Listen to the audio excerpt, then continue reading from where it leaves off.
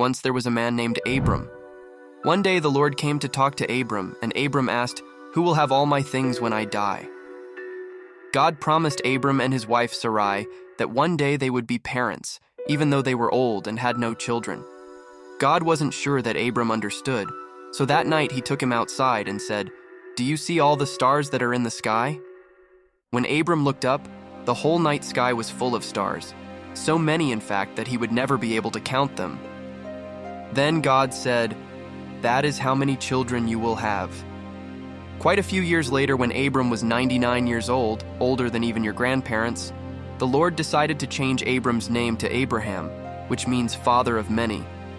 He also changed Sarai's name to Sarah. God told them again that they would be parents and that they would have a boy.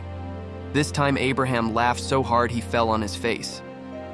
It was hard to believe that he and Sarah would have a child in their old age. One day, 3 visitors came to Abraham's house. He hurried to meet them. "May I get you something to eat and drink?" Abraham asked. "Please come in and join us and have a rest on the couch." The visitors agreed, so Abraham brought them some fresh bread, milk, and hamburgers. While the visitors were eating, they asked Abraham, "Where is your wife Sarah?" Abraham thought this was a little strange, but he replied, "She's in the other room." Then one of the men spoke and said, "I will come back to see you at this time next year, and Sarah will have a son." Now Sarah was listening behind the living room door. She started to laugh, but covered her mouth and laughed to herself because she didn't want to be heard. Then she said to herself, "How can I have a child? I'm almost 100 years old."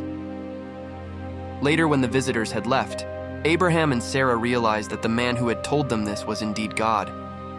A year later, Sarah did have a son. She and Abraham named him Isaac, which means he laughs. They were very excited and remembered to thank God for Isaac. May God bless you. See you in the next video.